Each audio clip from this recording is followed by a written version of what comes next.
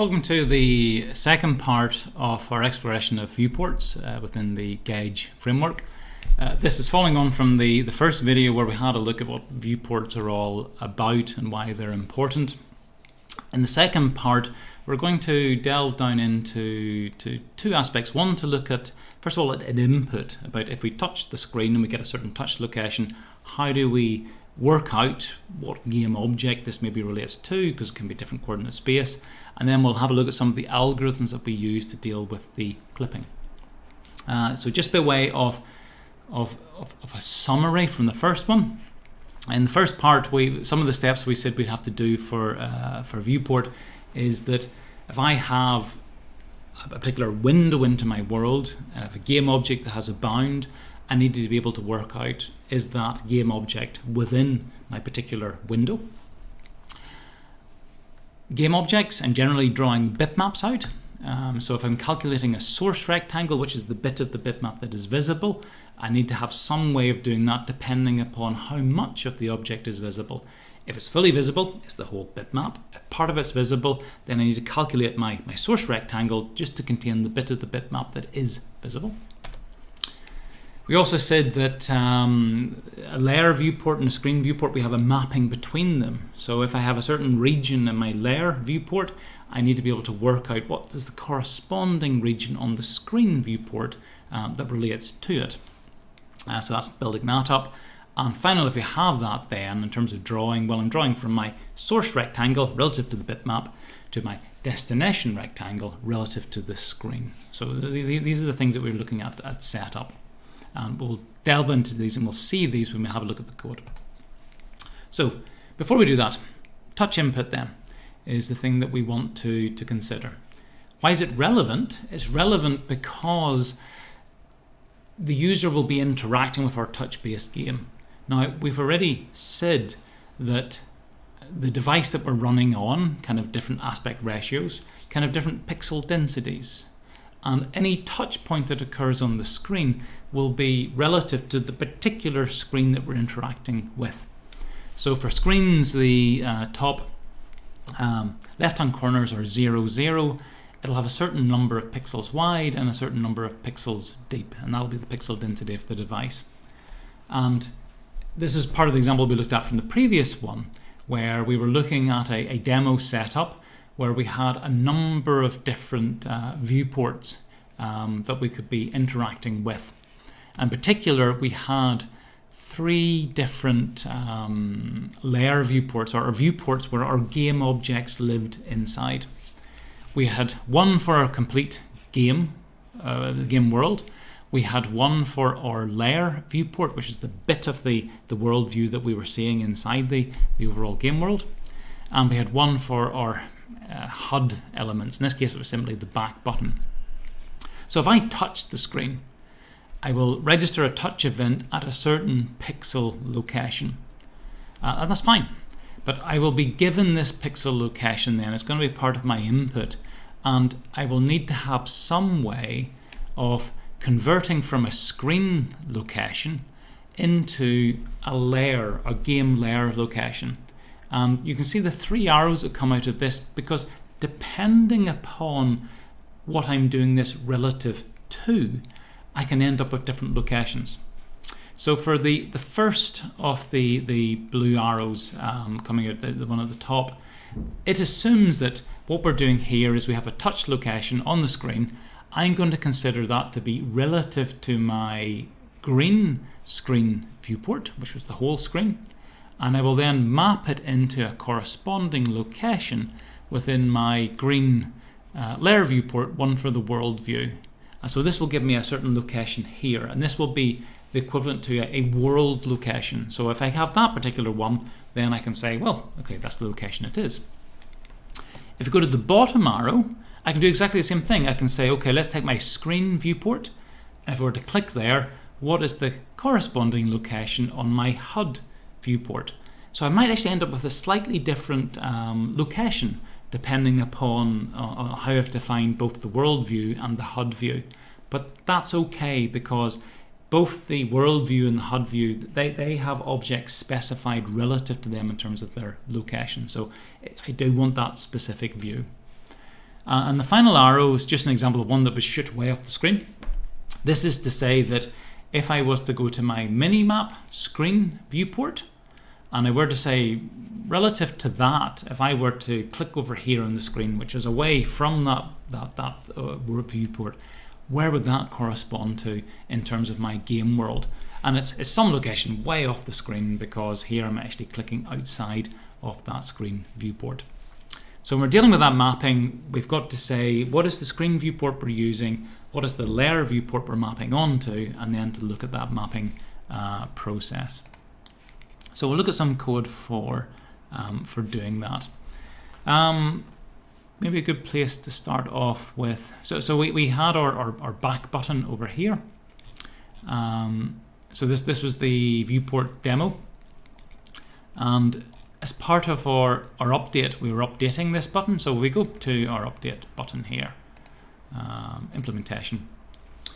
So this is part of the button class, and we're calling the update method. And you can see a duality to this here. So we've got one thing that we trigger. It says, okay, are we processing this button in layer space?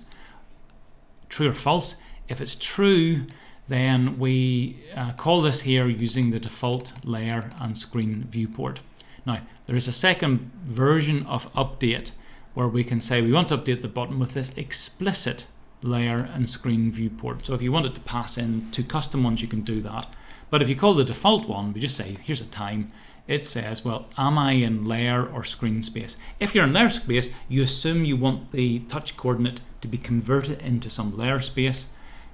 If you're not, if you're in screen space, then you want it to be processed directly based on the touch location on the screen. So the button class, you can see this for a number of the classes, there's duality to them if you're using viewports or you're not using it directly on the screen. Ultimately, I'll end up calling this particular one here, and it says if I do have layer viewports. Now, I have one method over here for get touch location. So this says that here's my touch location that I'm going to calculate. Is based on the touch event X and Y. This will be the location on the actual screen itself. And there's my two viewports, which may be null depending on what I've called. I'm going to go into implementation of this. So we're narrowing down into the button. We're having a look at how the button processes things. But ultimately the button says if we're not processing in layer space, that's fine. You just directly convert it. There's no conversion needed. If we are processing in game layer space, then we need to do the conversion. So the button eventually will get down to going to our viewport helper, convert screen position into layer. This says give me a screen viewport, give me an XY location relative to that screen viewport. So this is in terms of screen coordinates. Give me a layer viewport. This is where you want to convert it to, and I will tell you the location relative to the layer viewport of that particular touch point on the screen viewport. So this is the method that actually does that. So viewport helper is the class we're now going to have a look at, and it's the one if you do want to convert from the screen into the layer or the layer into the screen, that's the class that you could use. And ultimately, for example, it's used by the button class and other related ones. So we'll go for our layer viewport. It's under util. Sorry, we'll go for our viewport helper. Is under util. So down here we have viewport helper. We can have a look at the methods in this class. It's a bunch of public static voids or public static methods. So it's really just a collection of utility classes. So viewport helper. We'll go down through. We'll have a look at the methods first of all, and then just look at one in detail. So one here for converting a screen position into a layer position. That's the particular thing that we're doing. There's two different versions of this. One you can pass in a vector for the screen position, or one you can pass in an X and a Y location. That's the particular one we ended up calling from the button class. We also have the opposite process. So I can convert a layer position into a screen position. If I want to know this position on my layer, where does it correspond to in the screen? I can do that. Two versions, again, you can pass in a vector 2, or you can pass in directly the XY layer location. Other ones there for converting X distance from layer to screen. That If I know things are X distance apart inside my layer, my game world, I can work out how big this corresponds to an on-screen position. Do it for the X, do it for the Y. I've also got to create default layer viewport. So this is the one that inside the game screen, whenever I'm creating my default layer viewport, I call this method that gives me a 480 by 320 3:2 aspect ratio default layer viewport. And I have a method, again, this is also called inside the game screen, where I create a 3:2 aspect ratio screen viewport. So let me just go to game screen. Inside the constructor of game screen, you can see I'm going to my viewport helper, using it to create the default layer, just the default one, and then a default screen viewport with this 3:2 aspect ratio method. 3:2 aspect ratio, what it actually does is it goes to the device and it works out the actual aspect ratio of the device we're running on. There's a little bit of swappage to do here. If the aspect ratio is greater than 1.5, in other words 16:9, 16:10, then we calculate the width and the height using the width using this setup, and then the offset for the width using the other one. If it's a 4:3, then we do the same process but sort of swapped around the other way. So we've got a little bit of logic there just to make sure that when we're calculating it, we appropriately put the bars at the top or the bars at the side. Nothing more than that. So let's pick the method that we were ending up calling. This one here. Convert screen position into layer position, just to see how it works. So you take in your screen viewport, you take in an XY position relative to the screen, you take in your layer viewport, and you want to populate this XY location. So it's our way of getting the output from this particular method without returning a vector2, which you don't want to do. The first thing it does is it calculates a ratio between these two different aspects, because depending on the actual width and height of the screen and where the viewport is, we want to understand this touch position relative to where we have to find our screen viewport. So we do that for the X, we do that for the Y, and that lets us do the conversion from one to the other. We then simply do that. So we know relative to our viewport whereabouts we can find the touch location. So for the screen viewport, we do exactly the same process then from the perspective of our layer viewport. We go to our layer viewport and we're using the equivalent ratio to work out, okay, relative to the layer viewport, whereabouts is that particular position. Fairly straightforward. It works. It gives you a way of converting between the two. So if we do touch the screen at a certain location, we can work out the corresponding position inside our layer viewport. That's really all we want to have by way of input. We don't really need much more than that. It gives us a way of converting from one space to another space. Next thing we want to look at is the notion of clipping. Clipping is where we have an object where it's partially inside something, and we want to either chop off the areas that are outside or simply constrain it to the areas that are inside it. And we're using it here if we have a case of an object that is partially visible, partially falls within a viewport. We don't want to draw all of the bitmap because that's drawing too much of it. We want to clip things so that we only draw part of the bitmap. So we can have a look at how clipping works. Now, for this particular one, let's go back to the viewport demo. So when we're drawing these particular things out, by default we do draw them out in a clipped manner. So if I were to go to the implementation of this method, so it's the draw method. So this is part of my, again, button class. I've got different ones here depending on, again, if this button is in layer space or in screen space. But if it is in layer space, then I'm sitting saying, okay, I'm going to go to my graphics helper and I'm going to call my get clipped source and screen rectangle. So this is the method that does all of that functionality, and you'll find that this is very often used. For example, if I go to my game object, down to the bottom here, so game object has a draw method, all game objects have this. I go to my graphics helper and I say give me a clipped source and screen rectangle. So all of this clipping functionality, which maps between viewports and also makes sure it's the right size, it is done inside my graphics helper.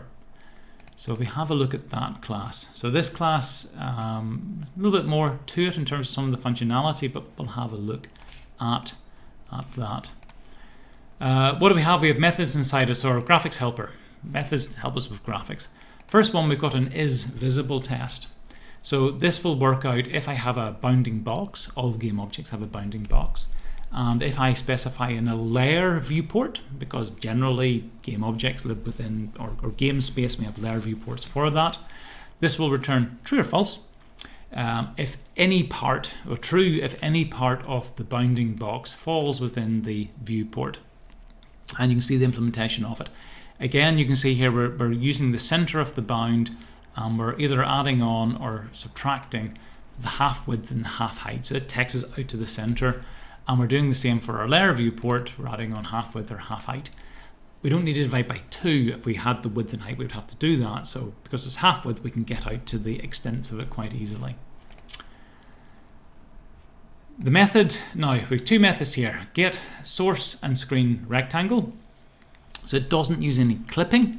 So this one here is actually a bit quicker in terms of how it operates, because you don't need to truncate things down, but it's the more simple implementation. So we'll look at this first of all, and then we'll look at the clipped one. So get source and screen rectangle. So we'll have a look at this. And we have the corresponding get clipped source and screen rectangle. And again, the version of that, which adds in a little bit more because we have to deal with clipping on it. But let's assume that we're not bothered about clipping, because clipping's a more refined case of this. So get source and screen rectangle. You're giving me a bounding box. So this is the thing that I want to draw out, and its location relative to the layer viewport is what matters. It will determine if it's visible, if it's not visible. It will determine whereabouts on the screen viewport it is drawn respectively. The bitmap is the thing that I want to draw out, and I'm assuming that the bitmap fits within, or will be drawn within, the bounding box. So I'll have a bitmap of a certain size, but I'm going to always draw it so it occupies all of the bounding box. Source rectangle and screen rectangle are the things I want to get output from this. Source rectangle is the region of the bitmap that I'm drawing out. Now, for this method, I'm not clipping it, so I will always draw out all of the source rectangle. So actually, you can see the only thing that is highlighted down here is this particular bit. So to find the source rectangle, this is the easy bit for this method. I say 0, 0 to width and height of the bitmap. I draw out the whole thing. No clippings applied. The screen rectangle is the thing then I'm going to have to calculate. This is the corresponding location on the screen for this bounding box relative to my layer viewport. So that's what I need to do my calculations. Right, so what do we do inside this here? The first thing is we have an early out. It is quite possible that this bound is not at all visible within the layer viewport. And in fact, if we think back to the demo that we were running, this one over here, most of the objects we have here, they're not visible within the moving layer viewport. So if we have an object that's not visible, we don't want to do a lot of calculations. We want to work out it's not visible and then quickly return. So we have an early out. We check to see, is this thing visible? If it's not visible, no more work's required. We're exiting out. If it is visible, partially or fully, then we do have work to do. We set our source rectangle to be the whole thing. And then we're going to work out the mappings from these two different ratios. So the X and the Y scaling. So this will depend upon the size of the on-screen viewport compared to the size of the layer viewport. So I work at this aspect ratio. So I know that if I move 1 unit in my layer viewport, it will correspond to so many on-screen pixels. Do this for the X, do this for the Y. This lets me convert from one to the other. So I know then distances and locations on one relative to distances and locations on the other. I have to then calculate the X, Y location of this here. So for the screen X, so this is the location of the screen rectangle. Again, sort of looking at the top left hand corner. I know whereabouts the screen is. I can position this relative to the bound is relative to the sort of the bound, as in the bounding box, relative to my layer viewport. So I take my bounding box, I say, okay, where are you relative to the actual layer viewport? That gives me a certain distance. I can then think, okay, relative to the screen, this is where the bounding box starts on the screen, and this is how far I go across based on the scale that I've calculated. So this lets me work out the on-screen X and on-screen Y location. Taking into account the differences in scale, taking into account wherever I said the viewport is on the screen. That gives me the XY location for my screen, the start of the rectangle. I then need to set these things up. So I can set up the X, set up the Y, that's the top left hand corner. I then know the size of the bound because that's what I have. I know the different scaling that I'm applying, so that gives me the bottom left hand corner, or sorry, bottom right hand corner of the rectangle. That defines the 4 points. That's all I need. I can then say that this is specified, screen rect, source rect specified, and a return true. So job's done. That's not too bad. Let's have a look at the clipped version because it goes beyond that and has to clip these particular regions down. So I have the same set of parameters that are going in as before, except now if I highlight source rectangle, it won't be until a little bit further down that I actually calculate what the source rectangle is. So what I have here, first of all, I have my early out. If my bound's not visible, there's no point in me doing the rest of the work because there's a whole bunch of work to be done. If it is, then I'm going to go through calculating source X, source Y, source width, and source height. So I can't assume it's the whole thing now. And I've got a check to do here because, do I have this in a slide? I may not have it in a slide. Well, unfortunately I don't. So you're going to have to imagine this here. So if you imagine a situation where, let's see if I have it in the slides. And I'll go back. Okay, I do. So the situation over here where we're looking at, we've got our world, we've got our layer bound, and we have our leftmost minor. The leftmost minor is partially visible, but the left-hand side of the minor is actually outside of my layer. So if I was drawing all of the bitmap, initial bitmap value of 0 is not going to be visible. So I want to truncate, I want to cut that off. So what I do inside the code here is that I'm going to calculate whereabouts the left-hand side is. I'm actually going to work out the location of it relative to my layer viewport. If it is a position of 0, it means it's directly in the left-hand side. A position greater than 0, then it's somewhere to the left-hand side of the layer viewport. If it has a value less than 0, it means that it starts outside of it. So in this sense here, we're taking the max value of 0 or whatever we calculate here. So anything that falls outside of it has a negative value because it's to the left of it, we will ignore it. We'll truncate this to 0. We do exactly the same with the top of it as well, for max 0 here, and we're calculating the width and the height, and we have the similar thing to do here because if I work out how wide it is, potentially I'm running off the right hand side or off the bottom of my viewport too, so I want to make sure I'm chopping those in and keeping them constrained. So that's the bit that works it out to make sure that I clip it so it fits cleanly inside my my layer viewport.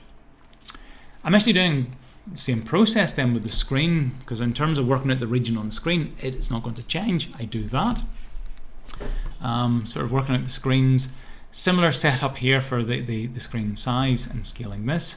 And work this out more or less same as before. Again, a little bit of clipping I'm applying to this here to make sure I'm not drawing outside of my screen viewport as well. If I'm going to clip activities, I want to clip for both of them. Finally then, down at the bottom, because we've done all of our calculations, we know whereabouts we're going to draw to. We define it at this point, similar setup to before. So it's a little bit more complex than before because we have to introduce in the clipping and to deal with things which fall outside of our viewport. Now that's all I really want to cover in this. So just to tie things together, we've seen this here. So if we're thinking about our viewports and all of this notion of clipping, we have different things to work out if things are visible. We'll have other processes to work out how much of something is visible. We need to work out on-screen locations that we're drawing to take into account different densities, and then it's a simple matter of drawing to it. And if we're dealing with input, again we have to ask, okay, input is touch events that occur on the screen, but what's the corresponding location relative to our game layer? Wrapping all this together, it's the same outcomes as before. Viewports, they are important, can be a bit of complexity, but they help us out. Windows into worlds, different devices, but we may need to deal with some degree of transformation back into our world space. Hopefully of use. Well, a good amount of complexity as said to things, but you'll get used to them as you use them within your game.